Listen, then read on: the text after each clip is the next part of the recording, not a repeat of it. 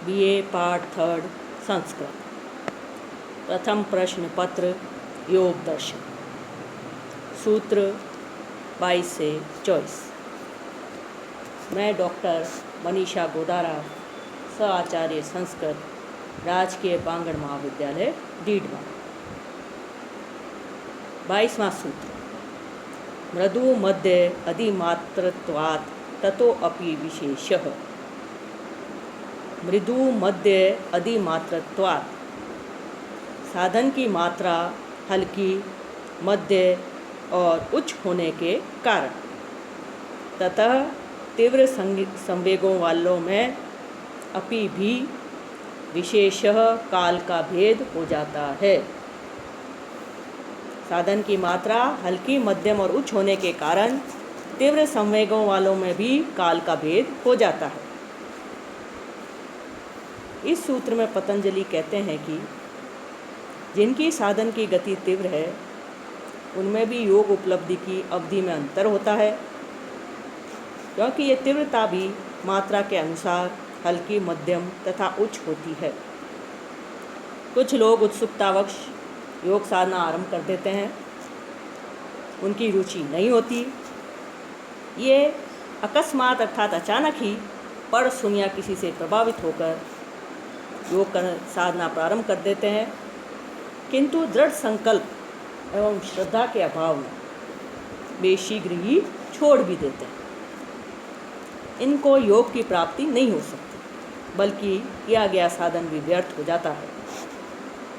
दूसरे प्रकार के व्यक्ति ऐसे होते हैं जो केवल जानने के इच्छुक होते हैं, वे जिज्ञासु मात्र होते हैं। वे इसको जानकर दार्शनिक बन सकते हैं, किंतु योग में जानना नहीं है, बल्कि स्वयं करके देखना है, स्वयं के अनुभव में लेना है।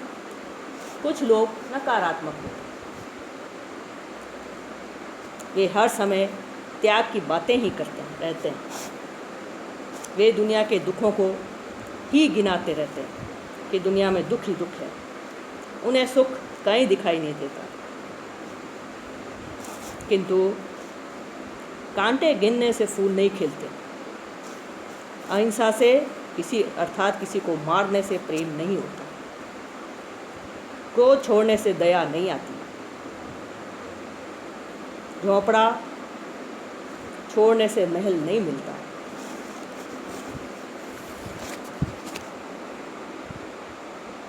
योग में उपलब्धि की ओर ध्यान दिया जाता है। वह चित्तवृत्तियों के निरोध की बात ही करता है। योगश्च चित्तवृत्ति निरोध है। योगश्च चित्तवृत्ति निरोध है, अर्थात वह चित्तवृत्तियों का निरोध ही योग है। योग चित्तवृत्तियों के निरोध की बात ही कहता है, इससे व्यक्ति खाली होता है। यह मृदु श्रेणी है। ऐसा व्यक्ति दूसरों को अपनी ओर आकर्षित कर सकता है, दूसरों को श्राप दे सकता है, आशीर्वाद भी दे सकता है, किंतु इससे उसकी शक्ति नष्ट हो जाती है। दूसरी श्रेणी मृदु मध्य है। इसमें पहुंचकर व्यक्ति शांत हो जाता है, मानसिक उपद्रव शांत हो जाते हैं। और पतंजलि ने तीसरी श्रेणी बताई उच्च। इसमें वह परमात्मा को प्राप्त कर लेता है। सूत्र 23। ईश्वर प्रणिधानात् वा। ईश्वर प्रणिधानात् वा। इसके अतिरिक्त ईश्वर भक्ति अर्थात स्वशक्ति साधना तथा परशक्ति साधना। स्वशक्ति साधना में साधक अपनी ही शक्ति में विश्वास कर अपनी चेतना को जागृत करता है। स्वचेतना अर्थात आत्मा का ज्ञान प्राप्त कर वह उस विराट चेतन ब्रह्म से अपना एकत्व स्थापित कर अपनी समस्त वृत्तियों को प्रकृति में लय कर देता है, जिससे उसका आरंभ हुआ था। पर शक्ति साधना में भक्ति मुख्य है, इसमें ईश्वर का मुख्य स्थान है। भक्त कहता है कि मनुष्य दास है, वह कभी स्वामी नहीं हो सकता। स्वशक्ति साधना में भी मुख्य दो हैं, योग तथा सांख्य। योग क्रिया द्वारा जब अपनी स्वचेतना का ज्ञान करता है तथा सांख्य क्रिया मात्र बंधन मानता है, वह अक्रिया का मार्ग बताता है। पतंजलि यहाँ योग की बात कर रहे हैं। मार्ग और भी हैं जिनसे पहुँचा जा सकता है, किंतु यदि कोई योग मार्ग पर ही चलना चाहे तो पतंजलि योग दर्शन पूर्ण विज्ञान है। इसके नियम एवं विधियों का पालन कर वह परमात्मा तक पहुँच सकता है। यह मार्ग निरापद है, अर्थात विपत्ति से रहित है। इसको करने से कोई हानि नहीं होती। योगी के लिए आत्मा से भिन्न कोई ईश्वर नहीं तथा इसे वह चित्त वृत्तियों के निरोध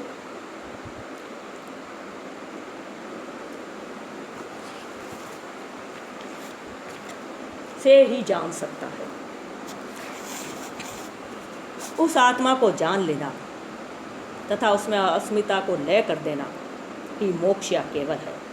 उस आत्मा पुरुष को जान लेना तथा उसमें अपनी अस्मिता को लय कर देना ही मोक्ष या केवल्य है, जो जीव की सर्वोपरि स्थिति है। प्रत्येक व्यक्ति के भीतर जो छिपी चेतना है वह ईश्वरी है। इसलिए अपनी चेतना के ज्ञान से हर व्यक्ति ईश्वर है तथा प्रकृति के संयोग के कारण वह जीव कहलाता है। सांख्य भी पुरुष एवं प्रकृति को ही मानता है। जीव ही अंत में उस गुप्त चेतना को प्राप्त कर ईश्वर हो जाता है, अर्थात मनुष्य का पूर्ण रूप से मिलाप ही ईश्वरत्व है। इसलिए योगी ही अंत में अहम ब्रह्मास्मि कहता है, मैं ही ब्रह्म हूँ। भक्त ऐसा नहीं कर सकते क्योंकि वे ईश्वर को जीव से भिन्न मानते हैं। किंतु पतंजलि योग साधना में भी ईश्वर शरणागति को महत्वपूर्ण मानते हैं। पतंजलि की दृष्टि में ईश्वर भी एक साधन है। शंकराचार्य ने भी ईश्वर को माया कहा है। यह अंतिम नहीं है। इस सूत्र में कहा गया है कि अन्य साधनों से साधक संप्रज्ञात समाधि तक तो जा सकता है, किंतु असंप्रज्ञात समाधि में पहुंचने के लिए प्रयत्न काम नहीं आते। वहाँ सारी क्रियाएं छूट जाती हैं। साधक साधन विहीन हो जाता है कि अब क्या करें। यहाँ आकर उसके रुक जाने की संभावना अधिक बढ़ जाती है। यही मार्गदर्शन के लिए गुरु की आवश्यकता होती है। इससे आगे का मार्ग अक्रिया का है। पूर्ण श्रद्धा की यही आवश्यकता होती है, वरना वह भटक सकता है। यहाँ योग विधियाँ समाप्त हो जाती हैं तथा सांख्य की विधि आवश्यक होती है। इस स्थिति में साधक को केवल दृष्टा या साक्षी बन जाना होता है। इस समय ईश्वर भक्ति अर्थात ईश्वर शरणागति से शीघ्र ही निर्भीत समाधि की सिद्धि होती है। अंत में जो अस्मिता शेष रह जाती है, जिससे साधक उस आत्मा से भिन्नता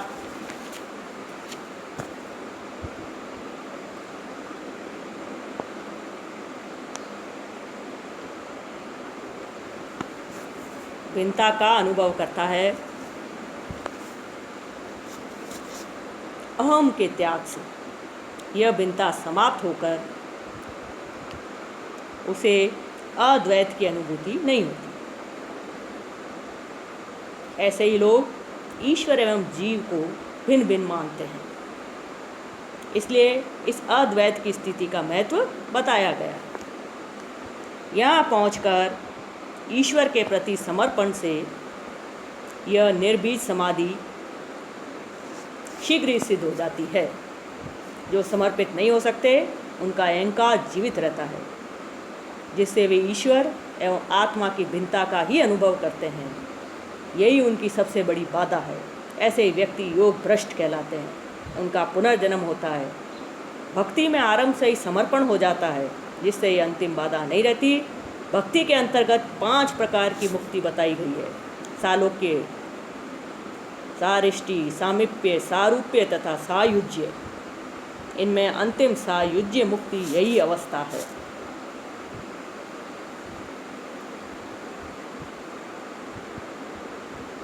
सूत्र 24।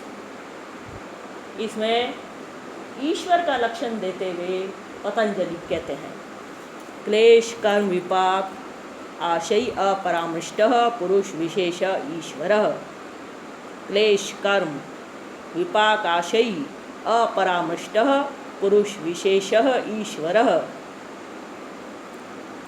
क्लेश कर्म विपाक आशय, क्लेश कर्म विपाक और आशय, इन चारों से अपरामृष्ट जो संबंधित नहीं है, तथा पुरुष विशेष जो समस्त पुरुषों से उत्तम है, वह ईश्वर है।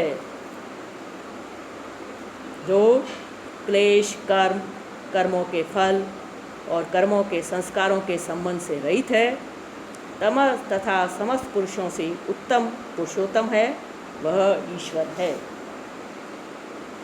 इस सूत्र में पतंजलि ईश्वर की व्याख्या करते हुए कहते हैं कि वह ईश्वर 5 प्रकार के क्लेशों, अविद्या, अस्मिता, राग, द्वेष और अभिनिवेश, चारों प्रकार के कर्म, पुण्य पाप, पुण्य और पाप मिश्रित और पुण्य पाप से रहित, कर्म विपाक, कर्मों के फल तथा कर्मों के आशय, कर्मों के संस्कार के संबंधों से रहित है, जबकि जीव का इनसे अनादि संबंध है। इन विकारों से युक्त को ही जीव कहा जाता है, किंतु ईश्वर का इनसे कोई संबंध नहीं है। प्रस्तुत सूत्र में 5 प्रकार के क्लेश पतंजलि ने माने हैं। वे हैं अविद्या, अस्मिता, राग, द्वेष और अभिनिवेश। 4 प्रकार के कर्म माने गए, पुण्य पाप, पुण्य और पाप मिश्रित, अर्थात दोनों पुण्य और पाप। और चौथा प्रकार माना है पुण्य और पाप से रहित। कर्म विद्या का आश्रय है, कर्मों के फल, कर्मों के आशय से तात्पर्य कर्मों के संस्कार। ईश्वर इन सब संबंधों से रहित है, जबकि जीव का अनादिकाल से इन सब से संबंध रहा है। ईश्वर का इन सब से कोई संबंध नहीं है, यही इसी सूत्र का तात्पर्य है।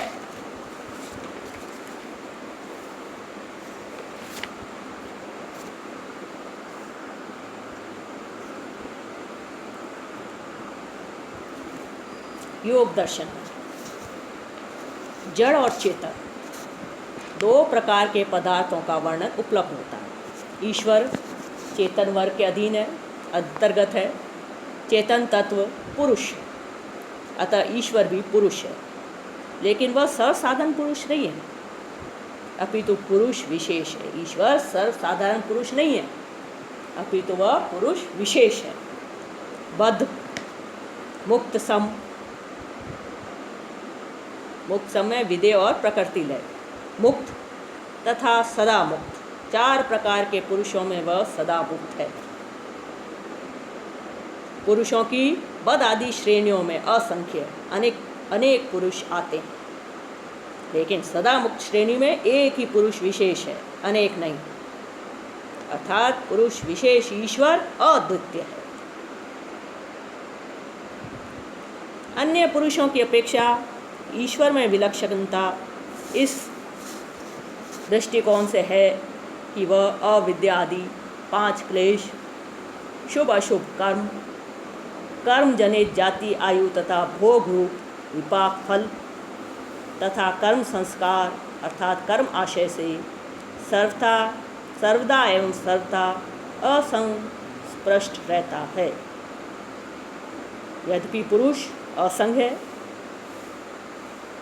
भाव यह है कि यद्यपि पुरुष और ईश्वर दोनों स्वाभाविक क्लेश आदि के संपर्क से रहित हैं, तथापि अविवेक से पुरुष चित्त को अपने से अभिन्न मानकर औपाधिक क्लेश आदि युक्त हो गया है। जैसे लोक में सेना और राजा का परस्पर स्वस्वामी भाव संबंध होने से सेना की जीत होने पर राजा की जीत हुई और सेना की हार होने पर राजा की हार हुई, ऐसा काल्पनिक व्यवहार होता है, क्योंकि राजा सेना कर्तृक जय पराजय जन्य सुख दुख फल का भोगता है। वैसे ही चित्त तथा पुरुष का परस्पर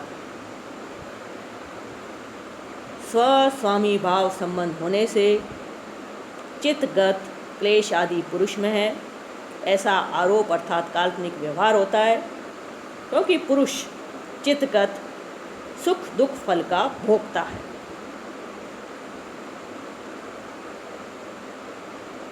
और ईश्वर में वास्तविक तो क्या, काल्पनिक भी क्लेश आदि का संबंध न होने से क्लेश आदि से अपरामृष्ट पुरुष विशेष ईश्वर है।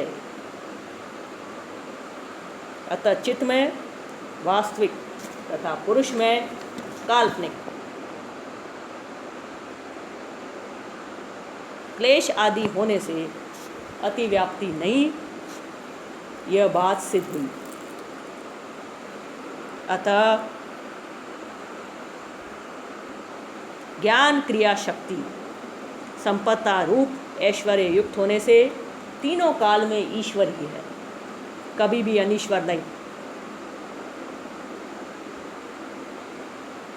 यह बात सिद्ध हुई। अतः जो तीनों काल में मुक्त है वही पुरुष विशेष ईश्वर है, मुक्त आत्मा तथा प्रकृति लीन नहीं, क्योंकि मुक्त आत्मा को भूतकाल में बंध था अर्थात वह बंधन में थी, और प्रकृति लीन को भविष्य में होगा।